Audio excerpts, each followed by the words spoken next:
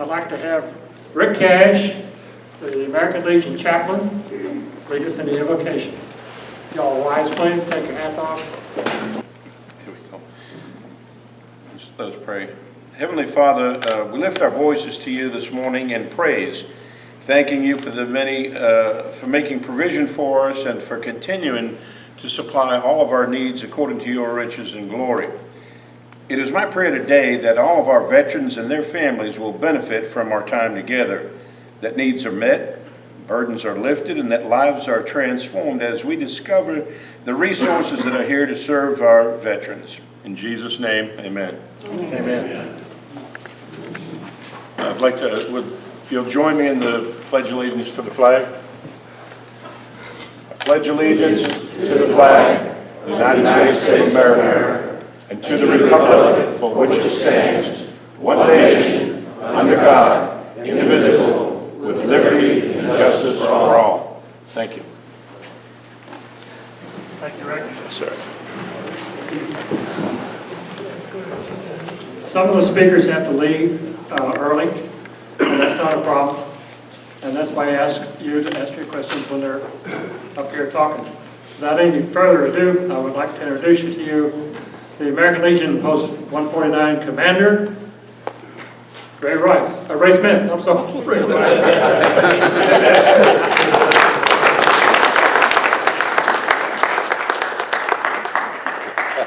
I'm brain dead. It's all right. Don't mind.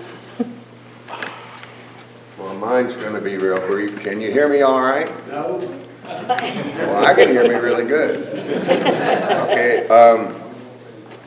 Now can you hear me? All right. Well, I can talk loud. So, first, I'd just like to welcome everybody here. I want to thank the congressman for being here, Congressman Collins, the panel, who some of them drove as far, I know, as far as Carrollton, perhaps even further, Canton. And we want to thank the Chattahoochee Tech for providing the facilities for us today, and for all they do to serve the community and, frankly, the state of Georgia. And I want to,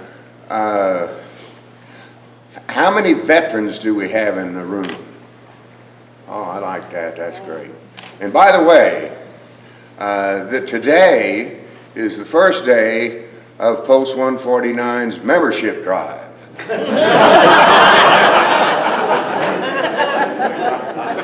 So I thought it was appropriate that we have a little commercial. So, but I thank all of you for being here. We had no idea how many to expect, but you know, the American Legion's motto is vets helping vets. And we're continually raising money. You'll see us around a street corner at the Bargain Barn selling raffle tickets. And what we do with 100% of the proceeds from those is that we help aid and assist distressed vets. We also could support our community. For example, I'll give you one example.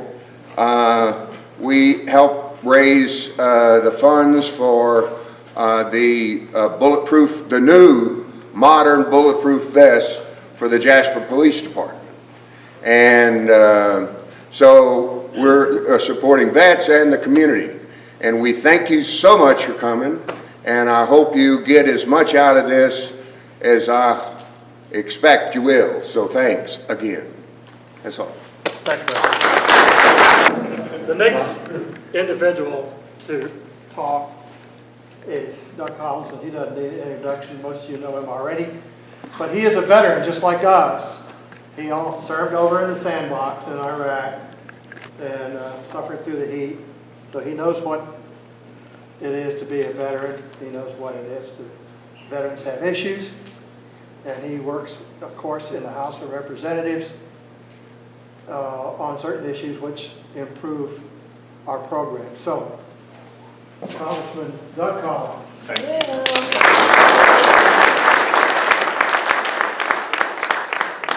I think Bob and Ray can take that show on the road. I think y'all got it, you worked out pretty good there. But I appreciate being allowed to come this morning. We found out about this and we got it on the schedule. We've been trying to work it out. Because this is the kind of things that really matter to me, and I've said this at a lot of places. In Washington, D.C., we get all tore up in the headlines, and it's just this one problem to the next problem, and believe me, there are plenty of problems. We won't put anybody on a terrible watch list this morning but by talking about those problems. But the one thing that you can do is where you can actually get in and try to make a difference. And one of these things is exactly the benefit fairs like we're having today. And the issues that where our office, and I've shared this before, that in our office that we have a couple of folks who work cases. They carry an average of about 260 to 280 cases apiece. And out of that, almost more than half of those are veterans cases. In other words, issues that veterans have in trying to get help. Now, I've said this many times, I'll say it again. There is no reason, and should be no reason, that we get to the point to where it has to be that a veteran has to call their congressman to get help. But as long as that is, I will be here, and I serve in this county with Tom Graves. Tom asked me to say hello as well this morning. Tom had other commitments, but Tom's office does the same things that we do. And if you have any issues or questions, we would love to be able to help you. Joel Katz is my district director. He runs our state operations here in the back, and you can call our office, and we'll be happy to help you any way we can. But I just want to say first a couple of things. I do a lot of veterans fairs. We sponsor several veterans fairs. We've got some more coming up, and have a lot of these folks that'll be at the veterans fairs that we have. We have 20 counties that I represent, so we try to do them all over the place. But the one thing I'll always say is this: you may have a need, you may have a problem, and it may not have gotten solved.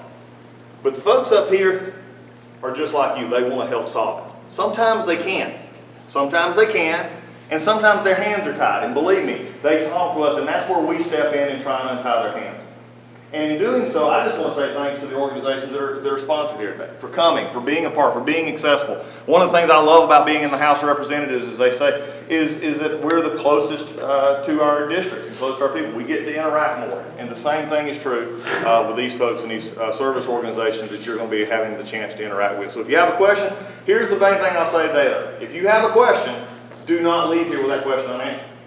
Ask the question, because you'll never know the answer. Don't accept what somebody else says.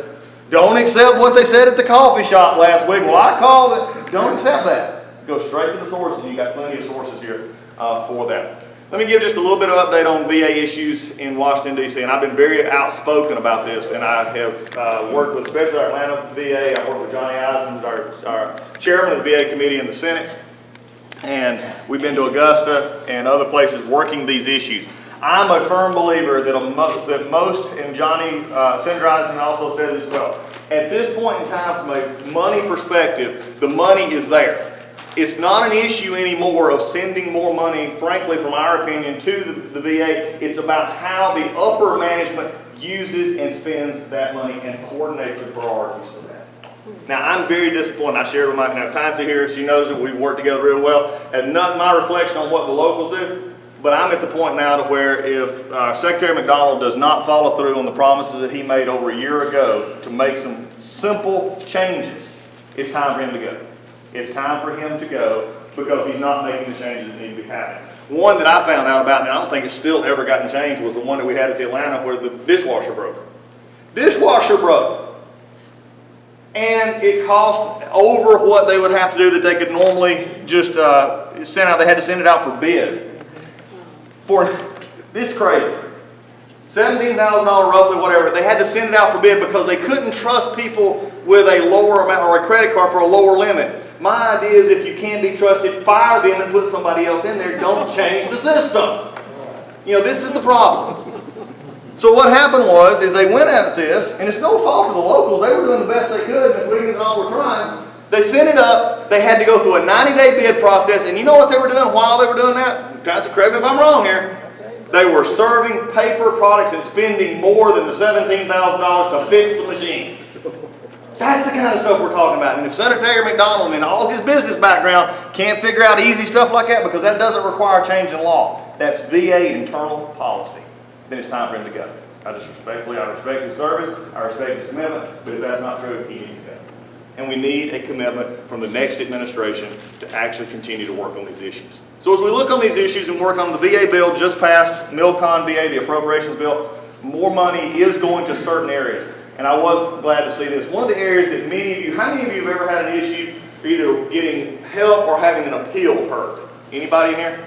But no, the table back here can't answer that. But we see a lot of it. Have had to appeal.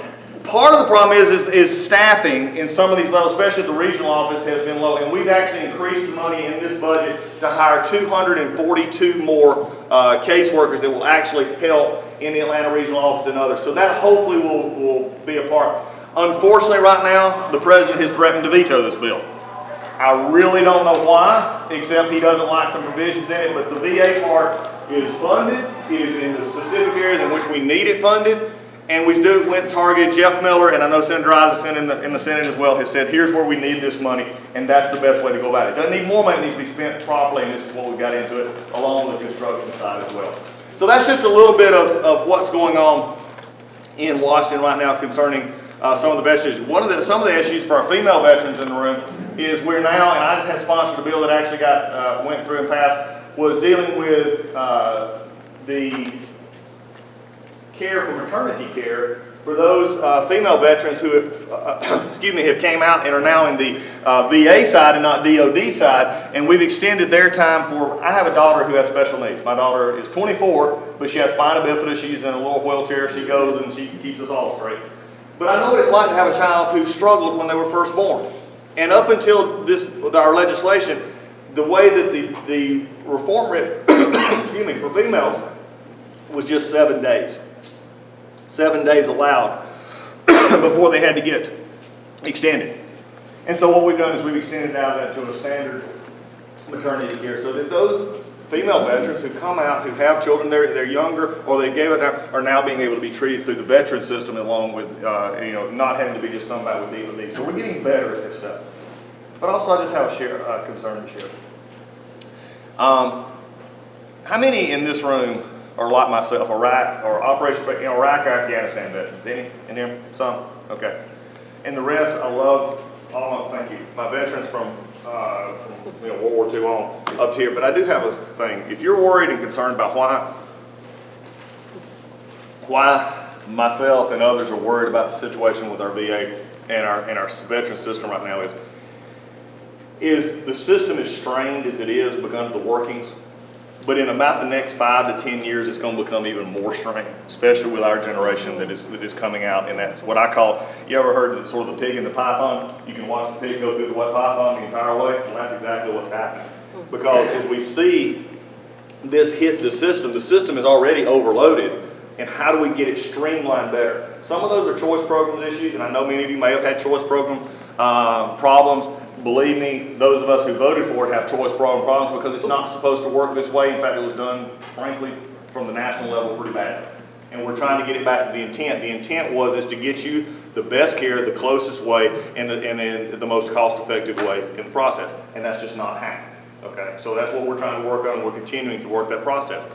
But if we don't get that, the veterans hospitals and our treatment are not having the doctors. They can't get those out, and they can't get the follow-up appointments. So we're continuing to work with that issue, and I think that's something that we're going to have to look at. But it's not just the problems that we see now. My concern is looking forward, and what is that problem going to look like in the next 5, 10, 15 years? So as we balance that off, those are some issues that are front and center in D.C. Last thing I want to mention is something that's pretty close to my heart. If you don't know my background, I pastored. I was in business, but I also pastored for over 11 years, a senior pastor of church, but also still currently I'm an Air Force Reserve chaplain. I served in the Navy for a short time as chaplain as well. And one of the things that concerns me the most, and especially when you look at our society today, we're losing way too many veterans each and every day to suicide and other issues like that. Okay, and we're also in the situation of homelessness. We're also in the issue of just a problem in readjustment after military many times. And some of you may have had to deal with this, whether it's PTSD, whether it's the traumatic brain injury, whether it is just the difficulties of transition of life. And one of the things also, I went back later in life, and I'm also an attorney. And so many people look and then they say, okay, you're a pastor and then an attorney. For those, do I have any Baptists in the room? I backslid, okay? I'm sorry,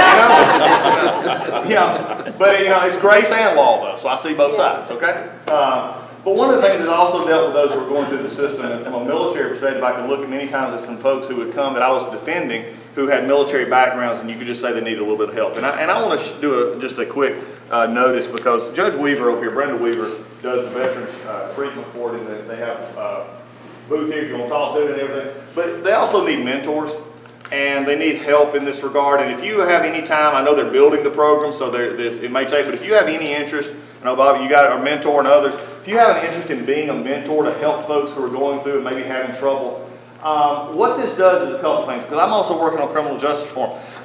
A lot of these folks do not need to be just locked up in jail. They need help. They need help to become back productive members of society. And for those of us who remember going through boot camp, you remember going through those first hours of training, it was the shot back into life. Amen? And maybe some of these guys, some of them, you do bad things, you get punished. That's a military principle. If you do something wrong, you're going to get punished. That's not what we're saying. Don't punish. But also, how do you do that?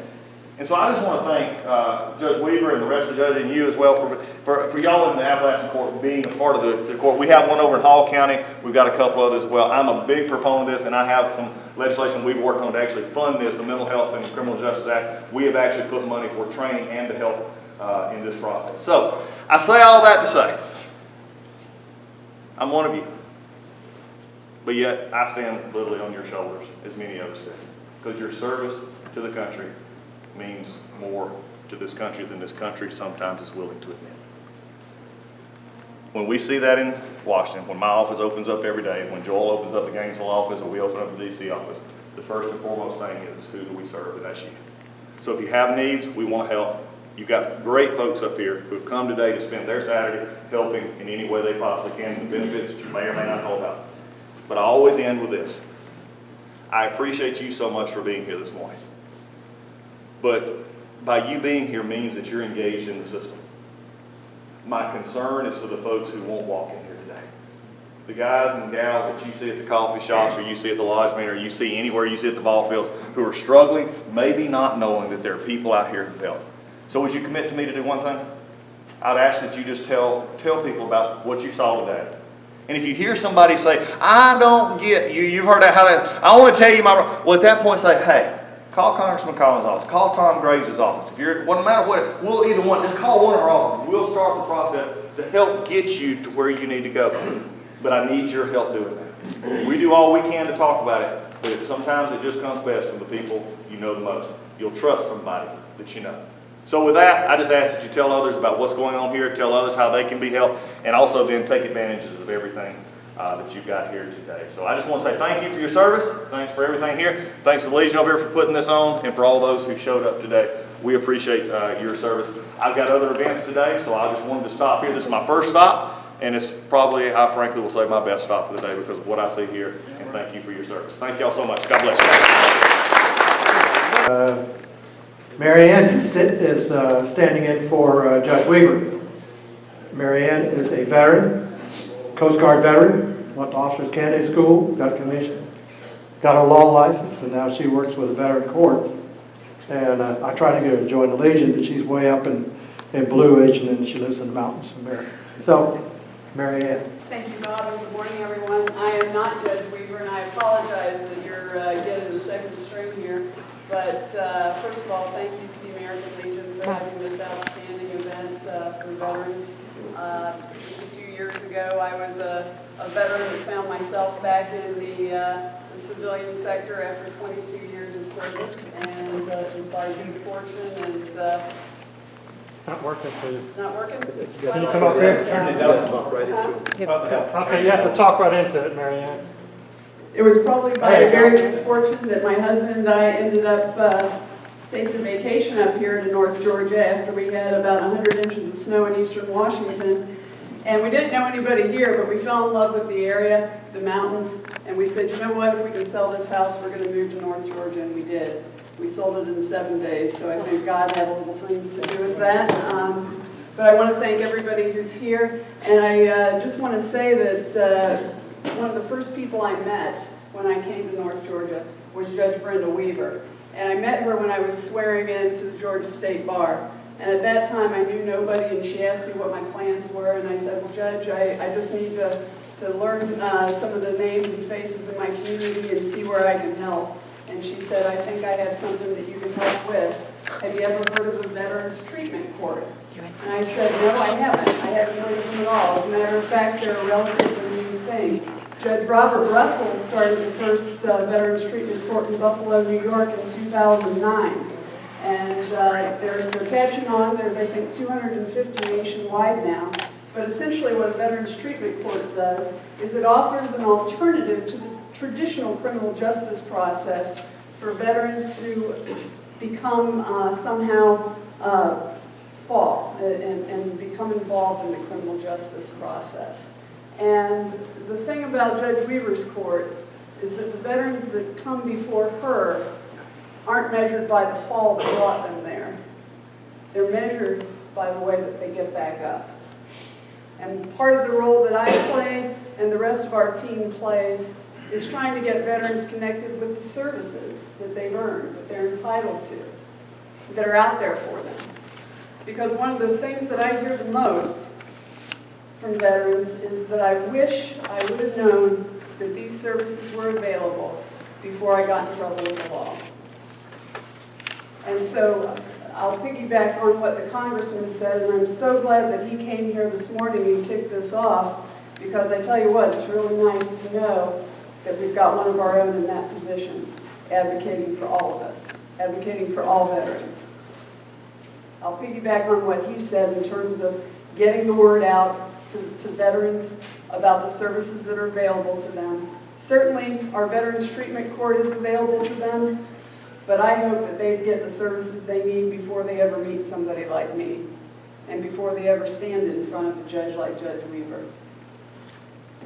Now, like I said, she's not here right now. She may be here later. She was delayed with a couple other things that went on this morning that were emergencies.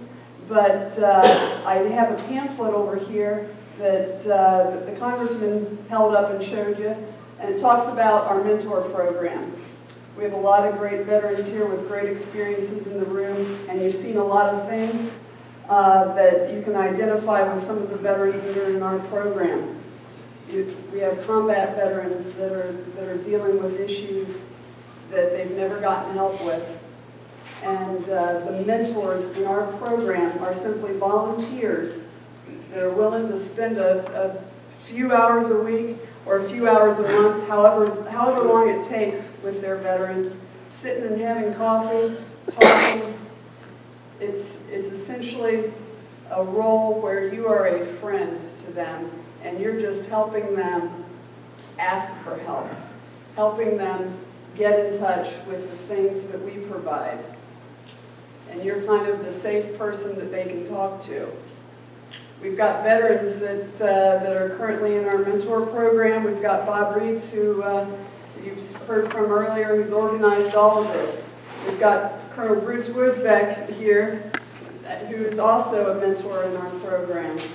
And I tell you what, all it takes is a desire to want to help veterans. And I think everybody in this room has that. I'm sure you do. Well, thank you very much to the American Legion, and thank you all for your service. It's a pleasure to be here, and I look forward to meeting you all.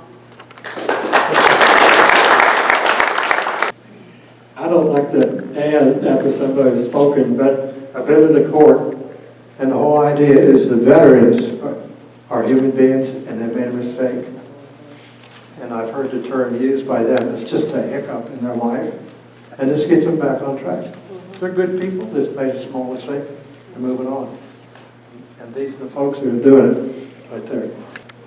Good morning. My name is Elvin Hughes. I'm the lead cemetery representative at the Georgia National Cemetery in Canton, Georgia. I'm a 26-year Air Force veteran, and I'm here to, first of all, I'd like to thank the American Legion for inviting us out to share some of the benefits that we have available for veterans and their families.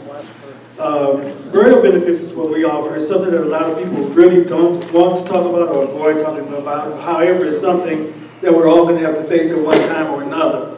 And simply because of what happens, because of the devastation, because of the emotional difficulties that might be happening at that time, we try to make it as easy as we possibly can on veterans and their families. I'd like to talk to you a little bit about what that process involves and what we offer at the Georgia National Cemetery as far as burial benefits are concerned. First of all, the process concerning burials for a veteran and a veteran's spouse, all that's required is a DD-214 or a discharge document. A lot of people might not have that document simply because of different issues that might have been lost along the way or whatever might have happened. The VA is also set up to use any type of document you have that shows your affiliation with the military. And that will assist with getting the veteran and the veteran's spouse those burial benefits. What happens is you would inform your funeral director that you'd like to be interred in the National Cemetery. This would be any national cemetery. And the funeral director would, at that point, contact our national scheduling office in St. Louis, and then they follow that up with a phone call within 3 to 5 minutes. The whole process to schedule an interment at the National Cemetery takes anywhere from 20 to 25 minutes. It is not a lengthy process. There's not a waiting period involved. We're run by the Department of Veterans Affairs, unlike Arlington, where there is a waiting period. Arlington's run by the Department of the Army, and we're run by the Department of Veterans Affairs. So even though the eligibility might be similar, our operations are a little bit different in that regard. As far as benefits that are offered, for the veteran and for the veteran's spouse, we offer the grave space itself, opening and closing of the grave, the headstone, the grave liner, and perpetual care. And all of this is at no cost for the veteran and for the veteran's spouse. That in itself, once we're talking about burials, you're saving anywhere from $3,000 to $5,000 if anybody's ever had experience in that particular area. Again, at the Georgia National Cemetery, we try to make things as easy as possible. It's a time when people are overwhelmed, they're stressed, and they want to not have to deal with a lot of decisions, a lot of red tape, and all of that. And we try to eliminate that as well. Our cemetery representatives and our director are well versed in what it takes and what it is that we need to do to serve our veterans and their families. And I'll be available if you have any questions or any concerns as well. Thank you. Robert Turner with the Georgia Department of Veterans Services. Very good. Some of you know one of his cohorts, Rita Barnhart. This gentleman's out of Cartersville, yes, and is equally as good as Rita. Not as good looking, but that's Right about that. That's correct. I'm Robert Turner, and I work for the Georgia Department of Veterans Service in Cartersville, Georgia. Some of you that know Rita, we do the same exact thing, which is help veterans and their dependents apply for their federal and state benefits. Over on that far table over there, I put a whole passel of our books that in the back has the address and phone number of the 50+ offices we have in this state. I encourage you, if you're going to look into VA benefits, to let a service officer help you. That's what we are. They also service officers, DAV, American Legion, VFW, PVA. There are multiple service organizations that have service officers to help you apply for benefits. Don't do it on your own. It's too complicated. But somebody like me that does it every day, 40 hours a week, let them help you. Because when we first hire on, we go to the VA and we train. And they teach us how to do this stuff. And we sit there and do it every day, and that's when you learn all the little nuances of how it works. I want to thank all of you for coming. Just want to say a few comments, and then I'll pass it over to the next person. Good morning. Oh, y'all can do better than that. Good morning. My name is Tynesy Lynch. I am the Congressional Liaison for the Atlanta VA Medical Center. I am the Outreach Coordinator for the Medical Center, and the best part, I am the Veteran Service Organization Coordinator for the Medical Center, and whatever else they need me to do. So on behalf of our director, our interim director, Robin Jackson, I am just excited to be here. We do have a table set up for you, just some things we want you to know. We have clinics in Rome, Fulton County, Oakwood, Atlanta, Gwinnett, Trinca Davis Veterans Village, the Atlanta Medical Center, Stockbridge, Austell, Blairsville, Newnan, Lawrenceville, Hendersonville, Fort McPherson, and we have also two what we call services for our veterans that stay there at our CLC Community Living Center, one in Carrollton and one at the Atlanta VA Medical Center. Right now, we have an interim director. A lot of you may know Ms. Wiggins. She was promoted to the Visit 7 director, where she's over everything now. And that's good, so that she can go and make sure that all of the hospitals are on track and doing what they want to do, doing what they need to do to serve the veterans. So today, I have enrollment forms. I have a book for you to take, and I encourage everybody to take this book because it allows you to know what you're entitled to. And a lot of people don't know what they're entitled to, even though you're signed on at a medical center or CBOC. We also have My Healthy Vet for those of you that have computers, and sometimes you go in and you see your doctor and you say, I'm waiting on my results, I'm waiting on my results. Well, if you have a computer, you can log in and look at your results.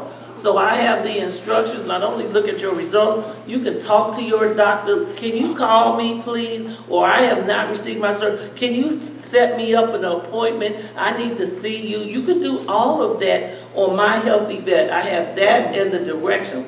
He asked me to bring something on the CRRC. That's our Community Resource Center. It's housed at Fort McPherson. That's where our homeless veterans, and we have also a place where they can go if they're transitioning on Fort McPherson. And we have the Community Resource Center where we have a lot of partners there. And once the veteran walk in there, they can get all different type of services. It's one-stop shopping for the veterans. Not like they're buying anything, because all the services are free. On yesterday on outreach, I was doing an outreach partner. We partnered with the Department of Labor, and a veteran walked up to me and he said to me, he was like almost in tears crying, and he said, you know, I'm service connected, but I can't work, you know. He said, I'm married. He said, and something happened to me. So I said, well, what happened to you? And I said, people was out of the room. I said, is it MST, military sexual trauma? He said, yes. I have 4 children and my wife don't know. My family knows. This is something that I cannot tell. So what we do, we provide service for veterans, male or female, for military sexual trauma. Because some of these things they cannot tell. So we have doctors, a trauma clinic, that where you can go in, mental health, speak to them, and they can assist you. So he's having trouble. He said, I haven't worked in a year. I said, okay, so what I need you to do is give me a call. We provide one-on-one service. Even though I'm a congressional liaison, I'm also a veteran. I'm also the DAV member. I'm on the department level. I'm the chaplain now, but I was the Northeast District, and I'm the convention chair, first female in 95 years to ever host a convention. So I'm excited about that. So y'all looking at my comrades today.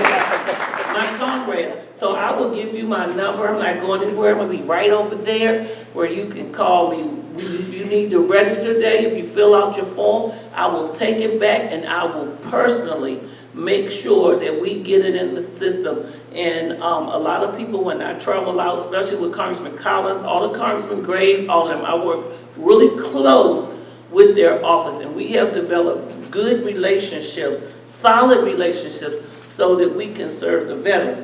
Also, we have other clinics that will be opening in the upcoming years. I know we have Cobb County. Everybody's talking about what's going to happen in Cobb County.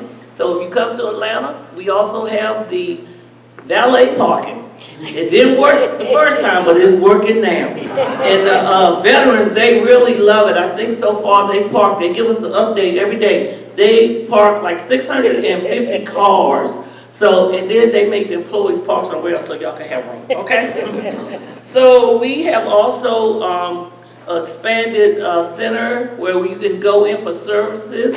The new clinic, Atlanta Clinic, which is very beautiful, they have extended their service time so veterans can see. We also, if you know veterans that are facing issues, and if they come to the hospital, we have what they call the front door. That means if they have a mental health issue, if they're homeless, or if they have a problem, they can go through the front door. The front door, if they usually come to the director's office, we call somebody up from the front door. The front door will take them and they will service the veteran. So I'm here today to assist you in any way we can. And I want to say thank you so much, comrades, for your time. Thank you for your service that you provided. My motto is, if you risk your life for the defense of world freedom, you need to get everything you deserve. That's my statement, and I'm sticking to it.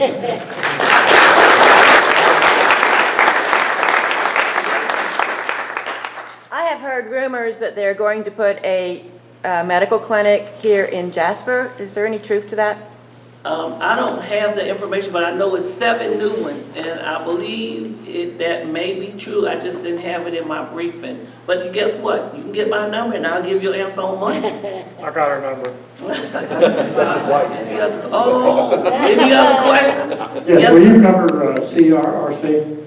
Oh, yeah, I did. Let me have that flyer, Joe, real quick. Homeless prevention services, employment services, benefit services, education, computer labs, legal, supportive family service, therapeutic service, and case management service. There's assessment of short-term case management, access to VA mental health and substance abuse, referral to VA housing program, grant and per diem, HUD-VASH, help find a shelter, market rate or subsidized housing. And I have a number of who you can call for the CRC. Also, piggybacking, on the Veterans Court, we support all Veterans Court. And me, I used to work, and I've been in every jail, didn't go to jail. I've been in every jail in the state of Georgia, helping veterans that had a hiccup. All the federal prisons that we have, I've been in there too. I've interviewed them, I've assisted them, I've picked some up from jail, so to provide services. So even though they have a hiccup, they're our veterans. And I believe in the veteran court system too. I've seen it when it first started in Barnes County, Gwinnett, DeKalb County, so it's a very good program. And questions? Veterans Choice. Not that. Okay, Veterans Choice. Veterans Choice. A lot of people don't understand Veterans Choice. It is like Congressman Collins said, it is a hard thing. I'm a veteran. And like he said, it was supposed to work one way. But what we're doing now, the congressional offices, if you have like issues with choice, you can call your congressional office and they can talk directly to the choice. So they send people, if you go on an appointment for the choice program and something happens, you can call your congressional office. So this is how it works. If you cannot be seen and your doctor have told you he cannot see you in 30 days, you should be submitted your name to the VCL list. Now, this is the caveat. If you live not 40 miles within the nearest, this is the catch, VA facility. So if you live in Blairsville, let's just use that one, and you live 5 miles, then you're not eligible unless your doctor say that he cannot see you in 30 days. But listen, they sent everybody a call, or supposedly, if you meet the 40-mile requirement, you can call Choice yourself. I know y'all say, we calling them, they're not answering the phone. We know that. So they are trying to put things in place. Choice, is, like Councilman Cosner said, was there supposed to help you get care, but it was the way the Choice bill was written. They're making changes. So what I do, if your documents are not uploaded, I call and make sure your documents are uploaded. Once your documents are uploaded, this is where it's supposed to work. You're supposed to call in 5 days. Call Choice. Then once, I think the problem is when you go out on Choice, the doctor have the right to see you for your episode of care. Episode of care, it means until it's finished. It was extended to 1 year for that same episode of care. So the doctor's supposed to say, oh, well, you need to get some x-rays. So that's extended care, that doctor that you see on the outside. So what your doctor is supposed to do is call Choice. Send the paperwork up saying that you need extended services as long as it's for the same episode of care. So when they sent the card out, they sent the card out to everybody. And I was like, why they do that? They say in case they need it in the future if you come eligible. But they're making strides to change the way Choice is. Could you explain what Choice is exactly? Choice is an alternative that's supposed to, the Choice is an alternative for you to get alternative care if you cannot be seen in the VA Medical Center in a timely manner. That's what Choice is. Okay, this does not cover dental. No, sir, thank you. That was one of the things, and there is a 10-month turnaround time from getting impression to getting false teeth. You can go right down the street here to Dr. Benicia's office, go in the morning, they'll have them for you that afternoon. But you go to the VA, and I've been waiting 3 years now. They haven't been able to see me yet. Okay, so guess what? Today, you're gonna give me your name, your last 4, and your telephone number, and I've got all sorts of letters. And you gonna- Doug and I'ma Collins sit- and all, they won't even answer it. They send him a form. What's your letter. name? The what? What's your name? Leon Gold. Okay, Mr. Goble, I will sit with you and go over your documents today. And I am the adjutant with the Purple Heart Association in Elgin. Yes, sir. I will talk with you personally. But I send him letters over there, they won't even answer them. I take them over there personally and give them to them. Okay, I will take care of And you get today no and explain. response I'll whatsoever. explain. And the lady said, just, I'll see you and I'll work your case. We can do nothing more, okay? I don't know who's been turning you down. So let me I just would not think say, it's this lady because I've been talking to let her a me lot. say, dental is different. There are certain requirements for dental. Number 1, if you are in a program, 90 days, like a homeless program, then you are eligible for dental. If you are 100%, and I think, Stephanie, they don't use the word permanent and total no more, but if you're 100%, then you meet part of the court requirement. Because some people that's 100% are unemployable, so that's how they get the 100% rate, and you do have some benefits. Everybody should have gotten a letter, because what they did, they said everybody have to come back in, be reevaluated, and by case basis, they'll know if you'll be eligible to be feed out. But Choice does not serve dental. Yes, sir. I'm retired military, so I have Medicare with TRICARE for Life backup. Are there VA medical benefits above that, beyond that, TRICARE for Life available for me? If you are a veteran, you can sign up for benefits to get in the system. That's what I can tell you. Okay. Everybody, listen, everybody is eligible to apply for the benefit. There's things like where you live, your income threshold. Sometimes you could be a veteran and make too much money. And then the CBO, the Central Business Office, with the HEC, will reject you because you make too much money. You may have made too much money that year, but try for the next year. Even though you're a veteran, sometimes you're over the maximum allowable amount of income you can have. And that's what its eligibility is based on, unless you are a veteran with a service-connected condition, and then after 50%, you're all good. But if you 0 to 10, you may have a copay. So that's why I'm saying get that blue book, because it will enlighten you about a lot of things which you don't know. The main thing you'll find is, because I was in, I'm a retiree as well, dental, that's the only difference. I pay Delta Dental. If I went VA, I wouldn't have to Exactly. pay Delta Dental. So there's a possibility Yeah, of going through the exactly. VA to get dental services based on a whole bunch of criteria that are determined on a case-by-case basis. And your disability, yes, sir. Disability, yes, sir. Even, you have veterans that's category 5, which is in this book, and even though they're category 5, they may not be eligible for dental. So, and sometimes if they go in there and get their tooth pulled, they're gonna have to pay for that. Because dental is a specialty program, but it's all in this book. Yes, ma'am?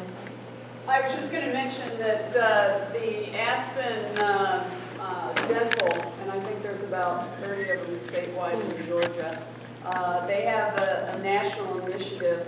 It's called the Healthy Mouth Movement, and they give free veteran dental care. They did a mobile unit down in Atlanta back in, I want to say it was March. And today, actually, they're giving free dental care at all their offices nationwide. You had to know about it in advance, obviously, to be able to take advantage of that. But one of the folks that came into our court about 3 months ago, the following week, he went down to that mobile dental unit. He had 8 teeth pulled. He had severe decay. And all his follow-up care was completely free of charge. And I just saw him the other day, and he had a full set of dentures, smiling like you wouldn't believe it. Yeah. So, and that was, I mean, that's been within 3 months for all that treatment. And So he had we can get that quite a bit of information. treatment and aftercare with all the teeth that he had pulled. But so it's Aspen Dental. I had just gotten an email from a group called justiceforvets.org. So if you go to their website, my guess is they're going to have something on there about that Aspen Dental program. Okay, and we do, and the dental clinic do have a supplemental, I guess, a connection, but you will have to pay, and it's low cost. But we will accept that too, ma'am, and that's something that needs to go into our CRC. So when the veterans come in there, they can have that information, and I'll get your number. Yes, sir? There was a new program that came out this week where you can share your VA records with your personal doctor. Do you know anything about that? Don't know about that one, but I can find out and get that answer to you. Now, if you have records in the medical center, if you want your doctor to have them, all you have to do is fill out a release of information. They will send them to your doctor. All of the records, but you have to sign the form. Okay, thank you very much, Tensie. This lady here, I've been talking to her, she's easy access. If you don't get her right away, she'll return your call. And after everybody's through giving their pitch, there's a whole table full of VA representatives here, and they're here to answer problems. And if you do have a problem, get yourself right in the system here, your direct contact, and it'll get moving. Okay, so the question probably is not can you hear me, but it's can you see me? I am standing up in any event. My name is Stephanie DeBello, and I am here, and I'm also an employee of the Veterans Administration. Let me take a few steps back and kind of tell you about the overarching VA as a program. VA is huge, right? Anybody have one question that you've asked and it can't be answered by the person to whom you're speaking? right? That happens a lot. VA is a very, very large administration. And if you think of VA as a tree, there are 3 main branches of VA. One is the VHA, so the healthcare side, which Tynesy was just speaking to you about. Sorry, is that better? So Tynesy was speaking to you about the healthcare side. There's also the National Cemetery Administration that Mr. Hughes, Elvin, right? That you were speaking about the the Cemetery Administration. I work for the Veterans Benefits Administration. So it's the last of those 3 main branches of VA. So what do we do? In a nutshell, there are 5 business lines attached to that branch. And you've heard a lot about them. One of them is going to be for vocational rehabilitation and employment services. So those folks will work with you if you have a service-connected disability that impacts your ability to become employed. They will work with you to identify training opportunities, school opportunities to get you employed. Another business line that we have is the Loan Guarantee Division. So you've heard a lot about Loan Guarantee. Perhaps many of you have used that benefit. They will help guarantee a home as you're purchasing it. So that it's a less down payment for you. That's one of the things they do. They also work with a lot of veterans who perhaps might come into trouble with their home loans. I will tell you, last year alone, our office in Atlanta actually assisted over 4,000 veterans staying in their home. So they were facing foreclosure, and we were able to work with them and work with the banks and keep them in their homes. So that's another business line that we have there. A third business line that we have in VBA is education. And many of you may have used that benefit as well. Some of you might know it as the Montgomery GI Bill, or perhaps most recently, there's a post-11 GI Bill. And one of the really cool things at this point in time for education benefits, especially for that post-9/11 GI Bill, is you can now transfer those benefits. So if you're not able to use those, you can transfer them to a spouse or to a dependent, which is a wonderful, wonderful thing at this point in time. So last but not least, let me tell you about the other business line, and it's the business line where I work. It's probably the elephant in the room, if you will, and it's in reference to compensation benefits.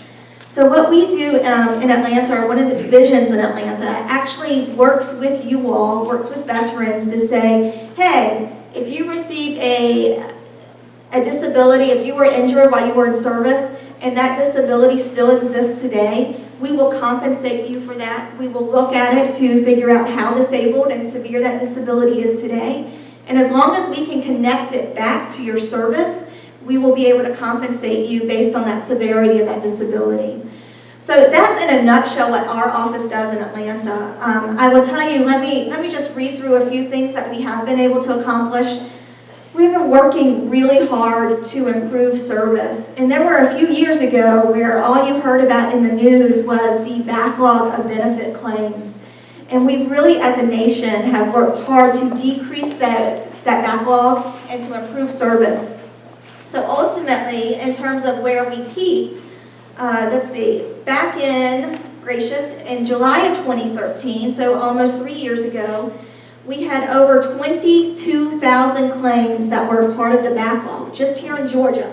So backlog, of course, is defined as any compensation claim that's pending over 125 days. So close to 23,000 claims were over that mark. Today, we are sitting at 1,621. Not where we want to be. We've not eliminated all of those yet, but we are making progress so that we can provide more timely service to you. In addition, our inventory, nationwide, let me back up for a minute. Nationwide, we're also doing things to provide and improve service to you all. And one of the things that they've done is put us into what is called the National Work Queue. So without speaking too much jargon, if you will, what that means is that there are some states out there where veterans, where there is a VA office, and that office has enough people to accommodate all their claims, and then maybe some more. In Atlanta, what we have always been faced with and what we're trying to improve is that we receive a lot of claims from veterans But we don't always have that same number of people in order to get those claims worked. So if you think about this now, we have moved into a national workload concept. So that claims, if they are submitted here in Atlanta, and we don't have the capacity to work that claim right away, it will be moved to another office so that it can be worked more quickly. So what does that mean to you? It should be seamless to you, except for the fact that you're getting answers on your claims more quickly. So that's one thing nationwide that we've been implemented, and quite frankly, we just rolled into that in April ourselves, in April of this year, so still somewhat new to us. Also, we're looking to dependency claims. Anybody had a dependency claim out there that's taken a while to process? All right, we have one at the back table over here. I will tell you, we are trying to put more emphasis on those claims at this point. We did have a big backlog, especially here in Georgia. So nationwide, they have implemented a system to help process those automatically and through an automated process. So that is one of the things that we're doing from a nationwide perspective. And locally, we're trying to devote more resources to that area as well. Last but not least, let me talk a little bit about appeals. And some of you might have some appeals that are pending out there. And Congressman Collins actually alluded to this workload. It is a huge workload, and it is a big workload nationwide. In fact, our inventory here in Atlanta or locally in Georgia, our inventory of appeals is now bigger than our inventory of claims. And that's been through, we focused on that. We have really put a lot of resources to the rating or the claims processing, and we're starting to devote more attention to those appeals. Even this fiscal year in Atlanta, what we did, we increased our staffing from 35 FTE or people working appeals last year, and we've increased that to 62. So we're looking to even increase that even more based on the workload that we have. I will tell you, I did mention that national workload strategy for the claims processing. We're also looking to implement that for the appeals claims also. That's not in the near future, but I think within the next year you will see that also, hopefully to help us improve service and getting answers to you guys more quickly. I do want to talk about some of the changes that we have seen under Secretary McDonald. And I'm going to start back well before Secretary McDonald. I'm going to start back in 2011 for just a minute. And I had an opportunity to be at an off-site training session and had the wonderful opportunity of hearing a general speak. And I was in a management position at that time as well, and had been working with VA and devoted my career to the VA at that point in time for, I guess, around 13 years or so. And this general got up in front of the group and he said, VA is a veteran's first glimpse into America's gratitude. And if you think about that for a minute, I will tell you that resonated within me dramatically. It was a different perspective that I had not thought about VA. Always knew what our role was, always knew that we're here for you all, for veterans, that we only exist because of veterans. But to put it in such a way of carrying the likelihood or the glimpse of America's gratitude, that we carry that weight as an administration, it really helped me bring back and try to impress upon the importance of the role that we have. So let me fast forward. Again, resonated that concept. I still talk about it every time we hire new people at the Atlanta Regional Office in our division. Always bring up that concept. But I will tell you, what Secretary McDonald has tried to implement since he has been Secretary is to improve the accessibility, not just with healthcare, but for you all to be able to get your questions answered by VA people who work the benefits claims. And I think it's really important that we are doing our best to make that happen.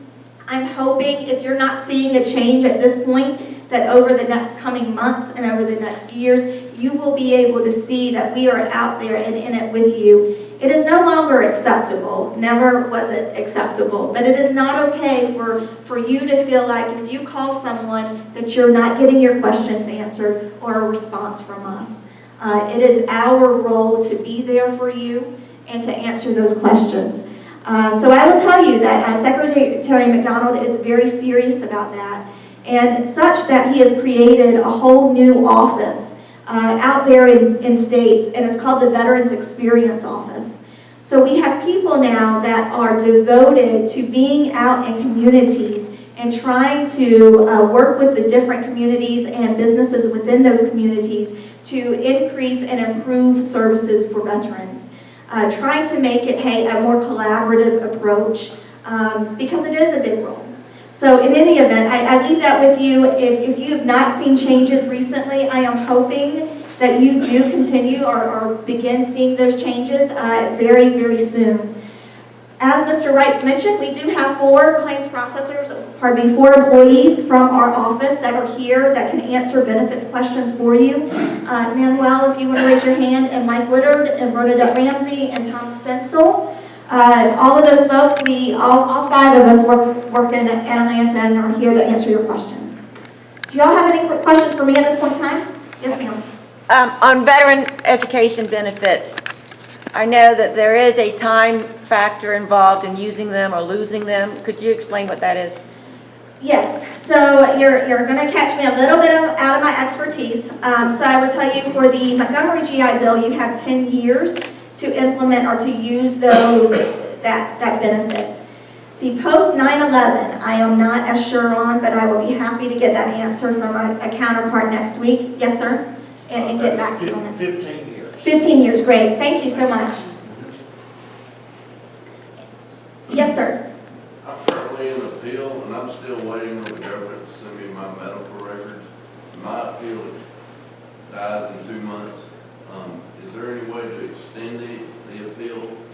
So normally we do not extend the appeal period. That is pretty much put into legislation. But if you need assistance getting your records, please let one of us know, and we will make sure that we expedite the receipt of those records.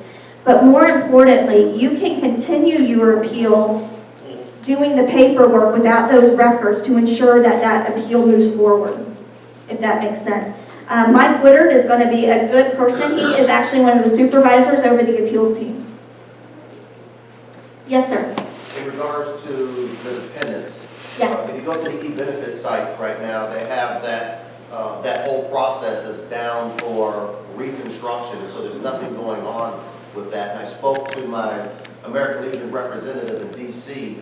Just a couple of days ago, and he expressed that there's absolutely nothing going on right now in getting that dependents workload taken care of. Do you have any idea when that will be up and operating again? So the e-benefits, I need to go back and take a look. I am aware that there is an outage, but it should only be a temporary outage. And my understanding, those outages only last for no more than a few days to a week. So let me get back, and I'll go. Bernadette, do you recall? I thought we saw an email yesterday that it was coming back online yesterday. Okay, so Bernadette mentioned that we thought it was coming back online yesterday, so let me check on that. There's nothing in the works to bring that down long term, if you will. So it should be back up and running. I have a question. Okay, just 1 second. Let me write that note down so I don't forget to respond to that one. Are there any Agent Orange claims that haven't been settled? Over here, okay. I'm going to ask her about Agent Orange. Uh-oh, Give her a okay. heads up. There are 14 presumptive diseases with Agent Orange, which means you don't have to show any proof positive. VA has considered 2 more, one of which is the thyroid. I don't know what the other one is. I just want to know if you know anything about that.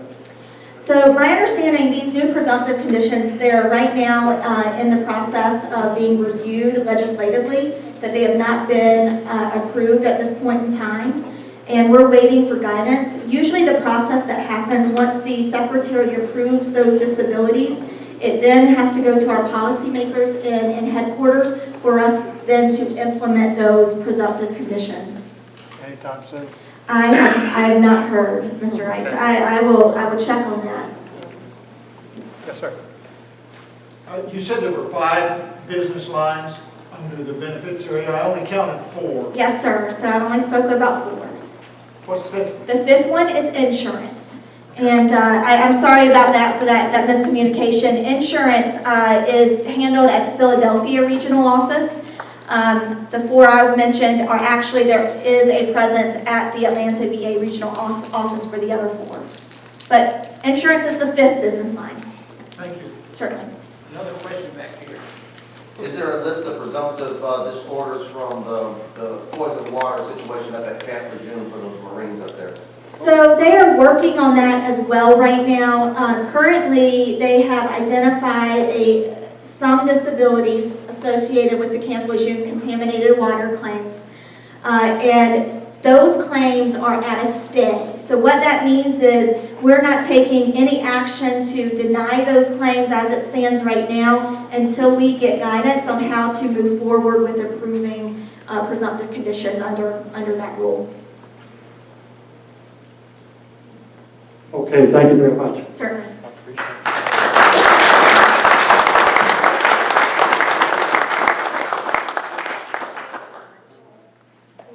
A lot of information.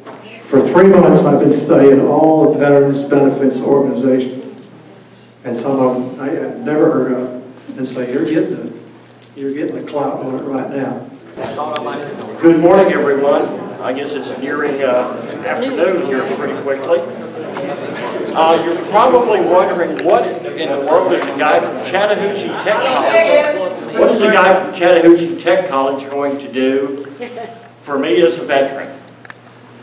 Basically, my role right today is to inform. That's what it boils down to. A 3 years ago, I was given the opportunity to become the first Veteran Service Coordinator for Chattahoochee Tech College. For those of you who may know, we have 8 different campuses in a 6-county area in North Georgia, from here down to Cobb and then west to Paulding County. I told some of you already that my desk is in Paulding County, but my office is in my truck, which brings me here today. About 2.5, 3 years ago, I was invited to a Marine Corps muster down at Dobbins. And there I had the pleasure of meeting one of the representatives or mentors from the Cobb County Veterans Court. That opened a door like you would never believe. So my role basically at the college and in the community is to serve as an adapter. How many people had the experience of going overseas and realizing, and I'm going to show my age here, that your stuff that you had here that was electric couldn't plug in? Anybody have that issue? Well, that's my role. I guess you could call me a plug-in or an adapter.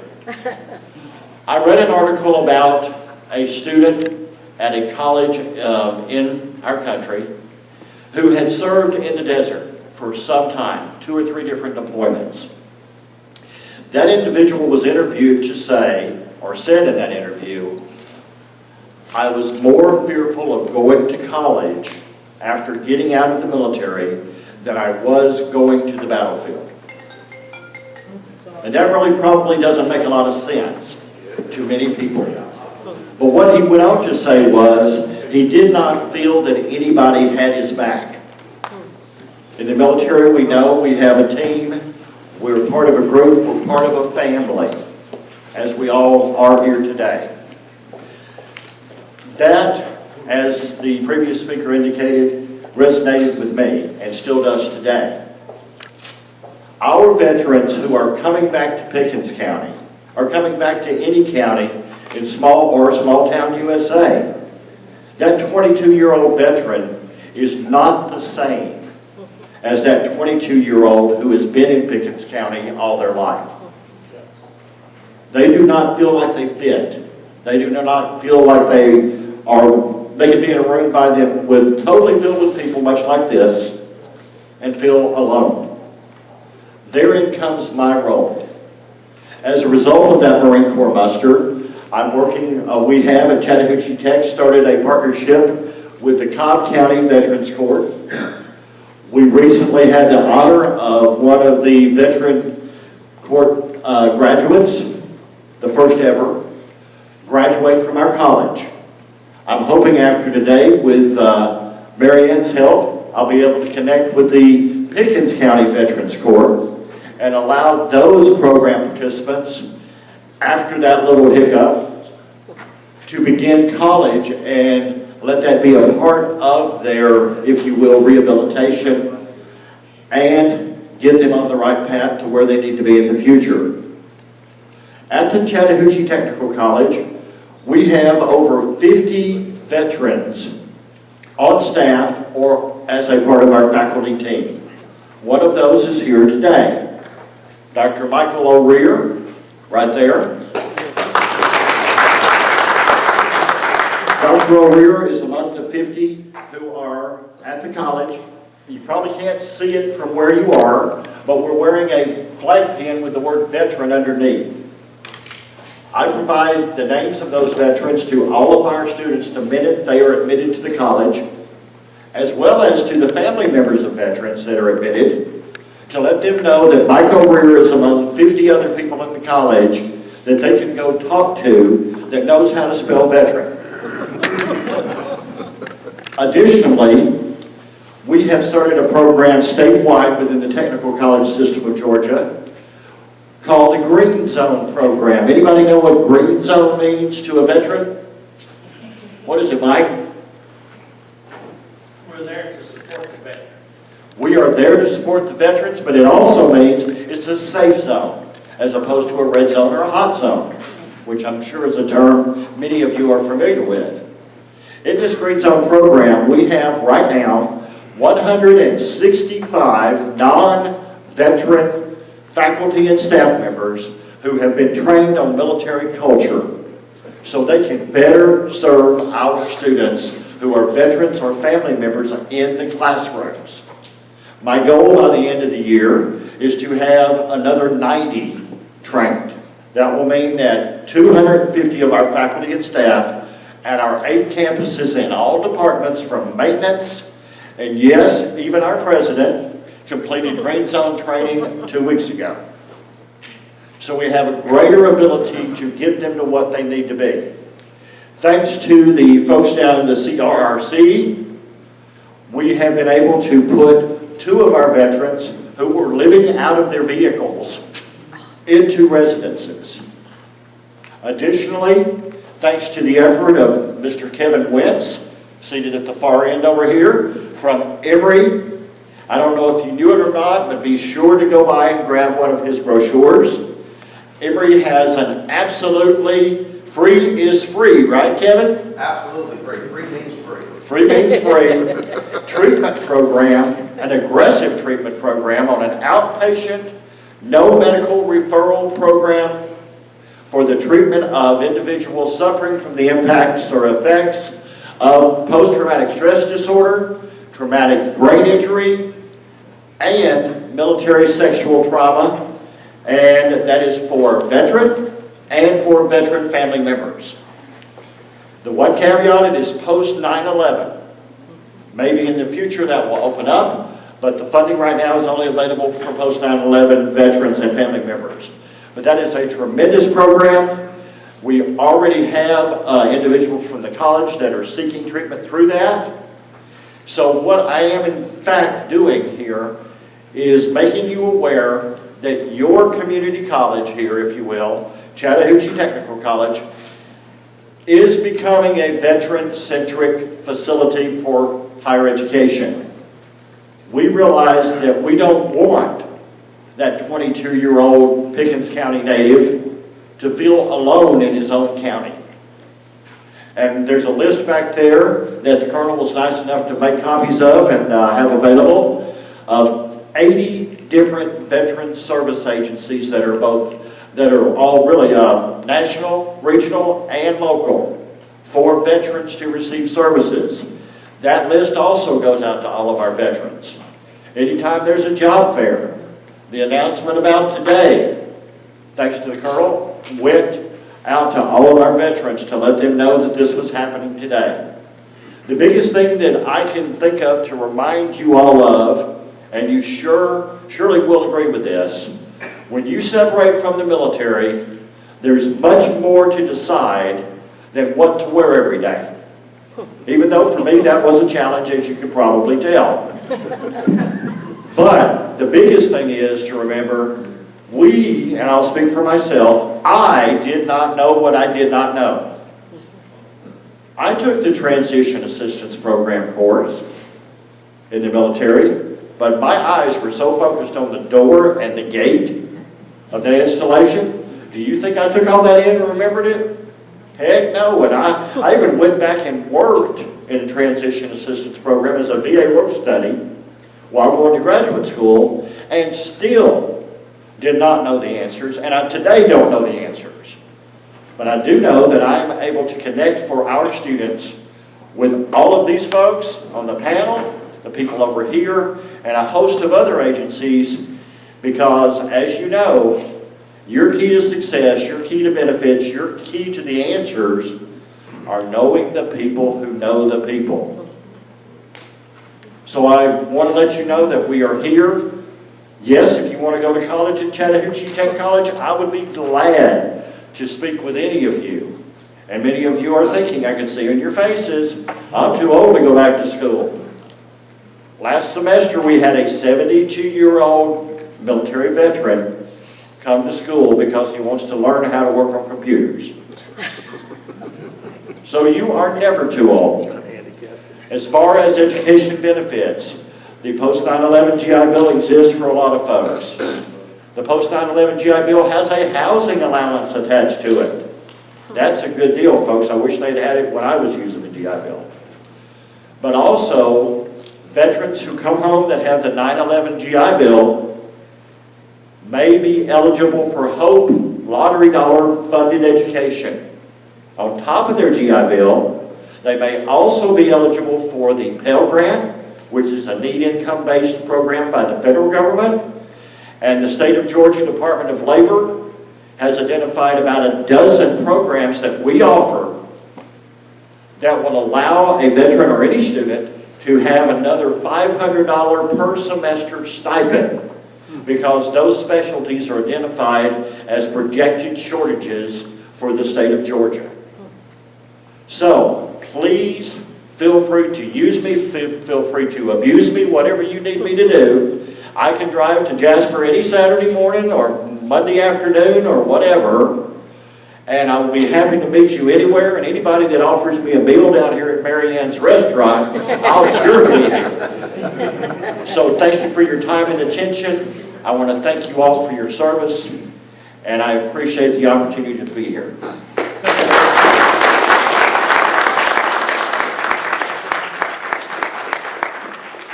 I talked to this guy last Tuesday, and I just sit there in awe. He is an answer to problems. He can get people in school. He can get people transition into the National Guard, which is a good deal for active duty leaving, or to the reserves. So, and he is, just like he said, he's willing to come up here and talk to anybody. Now we have the DAR. Yeah. That goes way back. Way back. Beth. Can you hear me? Just like, what was it, Stephanie, can you see me? I didn't. Green light. Right here, right here, right here. There I am. Well, I'm thrilled to be here today. I'm in awe, and I want to honor each one of you veterans. I am not a veteran, but I feel close to all. It's an avenue that has broadened over the years, and I've become partnered with the 4 major military associations here in Jasper. The American Legion, we partnered doing the flag raising ceremony, March 29th, the Vietnam Veterans Day. So remember that every year. Hopefully we can do some sort of dedication to that each year for remembrance. We had the 50th year this year.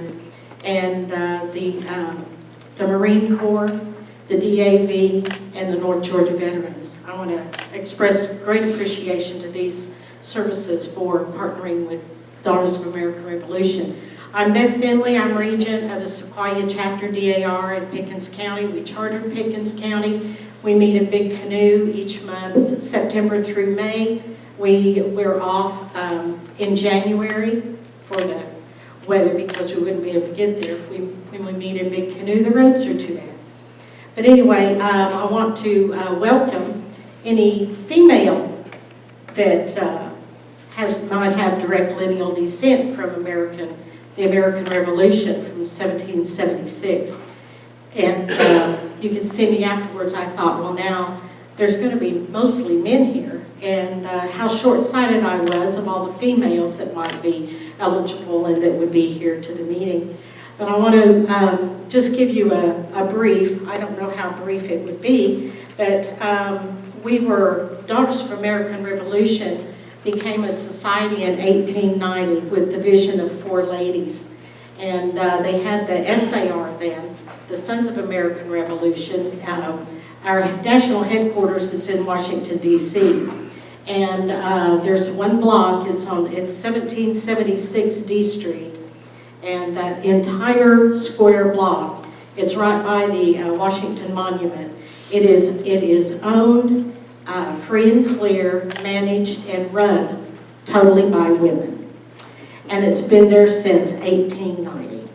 And it's growing leaps and bounds. We've had over 900,000 members worldwide in the DAR, where, of course, in the United States and 13 organizations around the world, and in addition to the United States. And we just had Continental Congress last week in D.C., and it was just marvelous when that flag drops in Continental Hall. It's heart-stopping. We have over 45 committees that we service, that we provide service in the community for. And I'm not hearing me. The motto for the DAR is God, Home, and Country, and education, historic preservation, and patriotism. And we stick with those guidelines, and that's what our purpose is to serve our community however best we can. This year, I become the regent, and my focus has been on the veterans. And if it weren't for y'all, then we just wouldn't have a nation that is proud and to honor your service. And we just, from the civic part of it, civic side of it, I just give you my utmost appreciation and gratitude. We do the Veterans History Project. It's run, through the Library of Congress. We interview, we're mainly focusing on the World War II veterans, and we've started recording, we video an interview with these, and we give it to the Library of Congress so that these stories, if we don't get them recorded, then we're going to lose all of that history. And so if you know of any World War II veterans that we could interview and put on video and submit to the Library of Congress, we'd just be more than fortunate and appreciative to be able to do that. We volunteer time at stand-downs, been down to the DeCab, and to the hospital and done several stand-downs. Our members volunteer everywhere here in the community, the thrift shop, the hospitals, the schools, just taking food to neighbors, just anything. For 3 years, we recorded over 14 million service hours. Now that's just the service hours that are recorded. A lot of ladies don't like turning it in because it's just what we do on a day-to-day basis.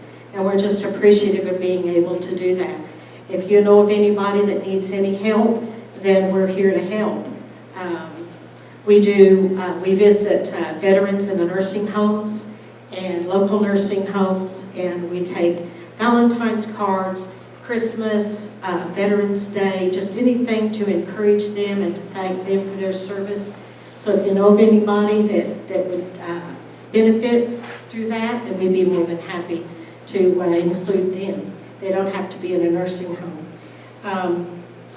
We provide services for the domiciliary at Fort McPherson, even in the one in Augusta. Of course, this is statewide. We own Meadow Garden down in Augusta. It was the home of George Walton. He was the youngest signer of the Declaration of Independence. It was his former home. So the Georgia Society owns that and runs it and maintains it. So if every year in Augusta, they go visit George Walton's home. It's beautiful. It's made into a museum now, so they give tours. Also, some of our focus of service, we have the National Day of Service that comes up October 11th, and that was in 1890 is the beginning of the DAR. So we do a day of service, a National Day of Service every year for that. And our new President General, her motto is going to move forward in service to America.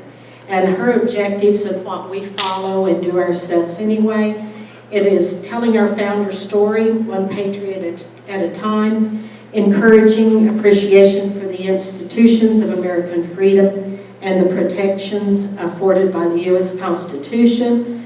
We support our U.S. Armed Forces, their families, and our nation's veterans. We encourage the study of our nation's history, and we charter financial stability for our national society. I have a newsletter, excuse me, that I'll pass around. It's our chapter newsletter, and you can read it and see some of the other available services that we do. We provide lap quilts for the veterans that are in the nursing homes and the assisted living in Pickens County so far. And it's wonderful. If ever you're sad or depressed or kind of down, go visit these veterans. It'll lift your spirits. And it's, I know y'all are here too, and if ever we can do anything to help you, we'd appreciate it to know that, and we'd be more than happy to do what we can to encourage you and to help. So we really appreciate being able to partner with the military, with the veterans, and we look forward to a great future with y'all too. So thank you very much. Thank you. Next on the agenda is Rick Rice. He's our senior vice president, senior vice commander. Got promoted already. These names, I tell you. All right. You have no idea how excited I am about what we've done today. And what they asked me to come up here and talk about was our post, American Legion Post 149, and kind of speak to what we do and what we have done in the past. But really all you got to do is look around and see all these fine people up here that have come to help us. That's what we do. We put you in touch with these people. We put the veterans in touch with these people. A lot of times you'll ask guys getting out of the service, hey, how about joining these? And they say, what do you mean, join with the guys wearing the funny hats?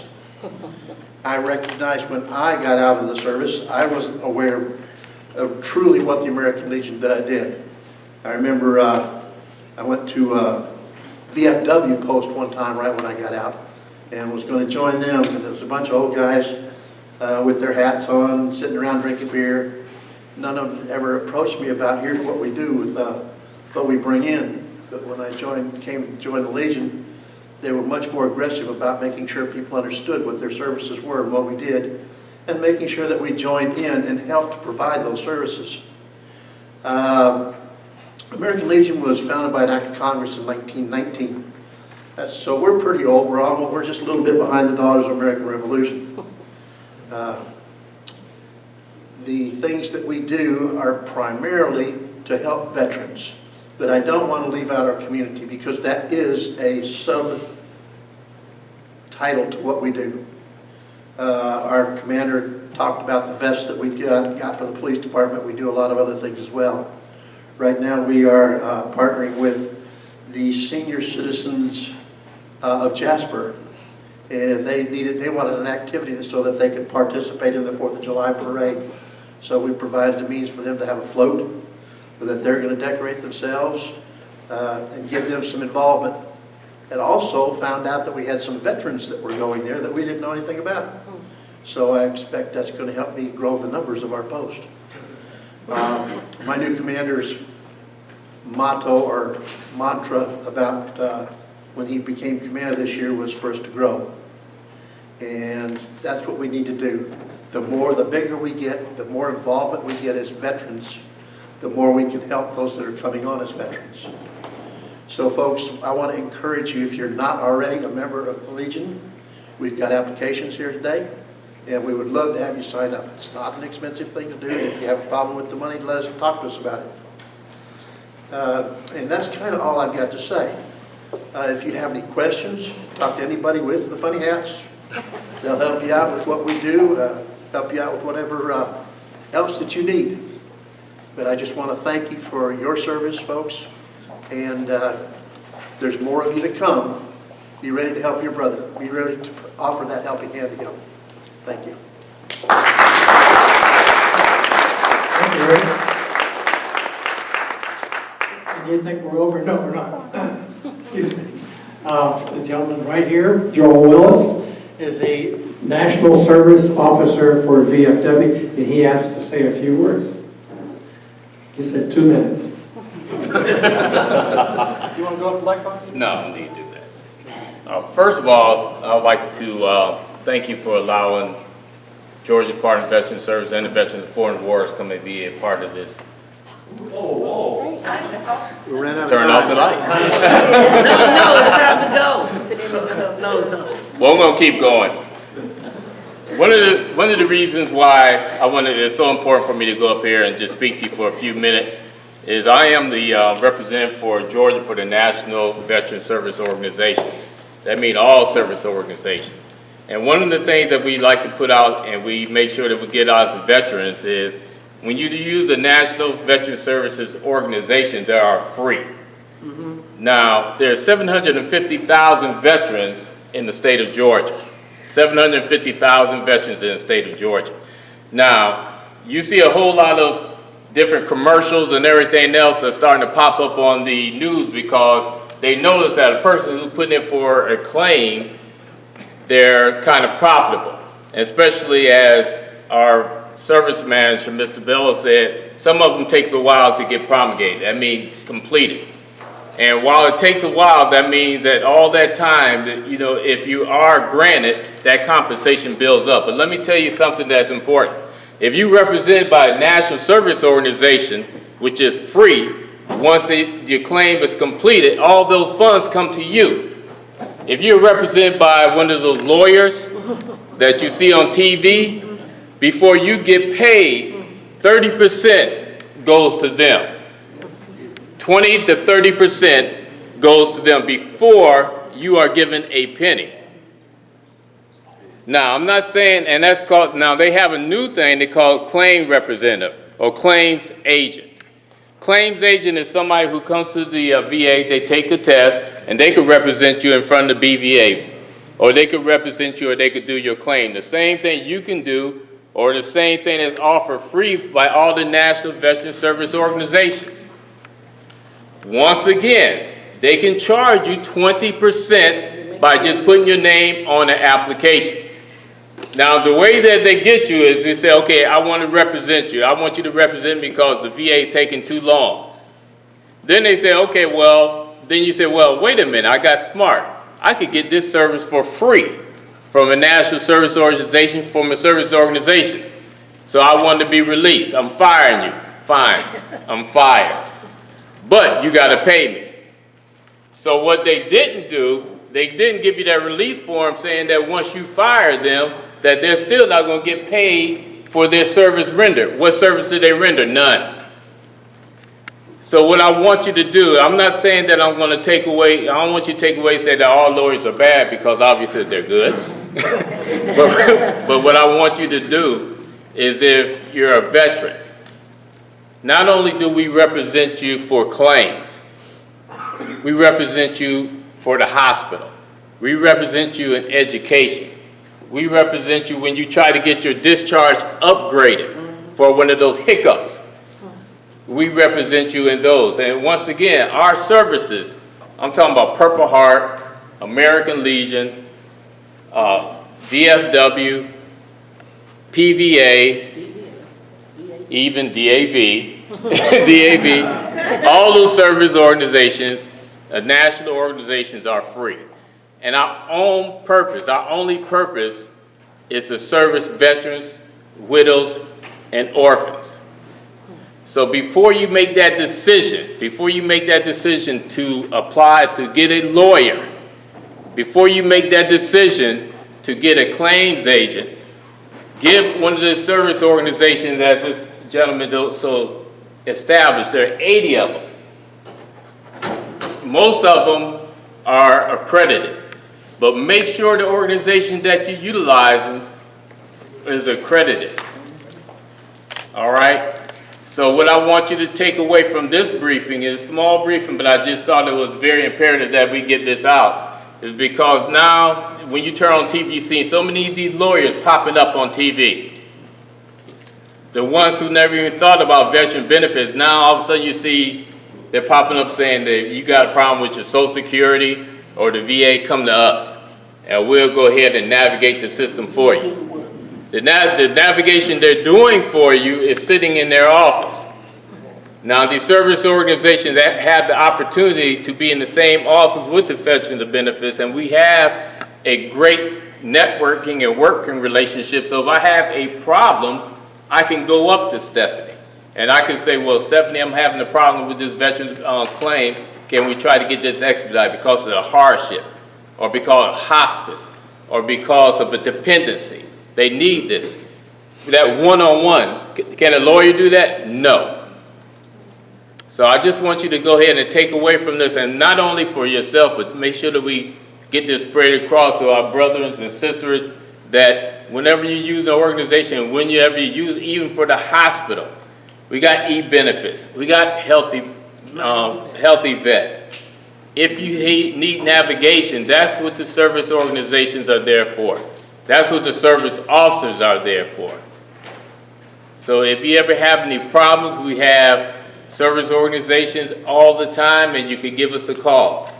But I just want you to make sure that the service organizations are there to support you.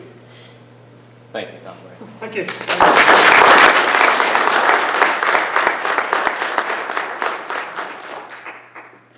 Well, that's it. Now's the time to ask your questions, get your help from the experts. And we've got this room until 2 o'clock. I don't think it'll last that long, but coffee, cookies. Thank you very much for coming. I learned a lot. I hope you did too.